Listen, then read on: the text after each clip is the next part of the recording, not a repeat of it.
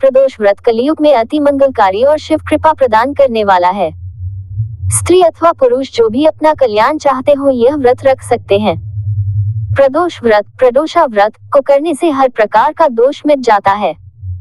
सप्ताह के 7 दिन के प्रदोष व्रत का अपना विशेष महत्व है। रविवार के दिन प्रदोष व्रत आप रखते हैं तो सदा निरोग रहेंगे। सोमवार के दिन व्रत करने से आपकी इच्छा फलित होती है। मंगलवार को प्रदोष व्रत रखने से रोग से मुक्ति मिलती है और आप स्वस्थ रहते हैं।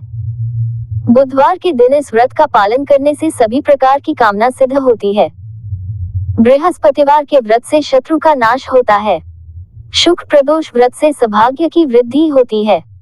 शनि प्रदोष व्रत से पुत्र की प्राप्ति होती है। इस व्रत के महात्म्य को गंगा के तट पर किसी समय वेदों के ज्ञाता और भगवान के भक्त श्री सूत जी ने सनकादि ऋषियों को सुनाया था। सूत जी ने कहा है कि कलियुग में जब मनुष्य धर्म के आचरण से हटकर अधर्म की राह पर जा रहा होगा, हर तरफ अन्याय और अंजार का बोलबाला होगा। मानव अपने कर्तव्य से विमुख होकर नीच कर्म में संलग्न होगा। उस समय प्रदोष व्रत ऐसा व्रत होगा जो मानव को शिव की कृपा का पात्र बनाएगा और नीच गति से मुक्त होकर मनुष्य उत्तम लोक को प्राप्त होगा। सूत जी ने सनकादि ऋषियों को ये भी कहा कि प्रदोष व्रत से पुण्य से कलियुग में मनुष्य के सभी प्रकार के कष्ट और पाप नष्ट हो जाएंगे। ये व्रत अति कल्याणकारी है। इस व्रत के प्रभाव से मनुष्य को अभीष्ट की प्राप्ति होगी। इस व्रत में अलग अलग दिन के प्रदोष व्रत से क्या लाभ मिलता है ये भी सूत जी ने बताया। सूत जी ने सनकादि ऋषियों को बताया कि इस व्रत के महात्म्य को सर्वप्रथम भगवान शंकर ने माता सती को सुनाया था।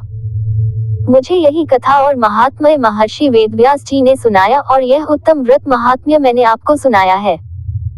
प्रदोष व्रत विधान। सूत जी ने कहा है प्रत्येक पक्ष की त्रयोदशी के व्रत को प्रदोष व्रत कहते हैं।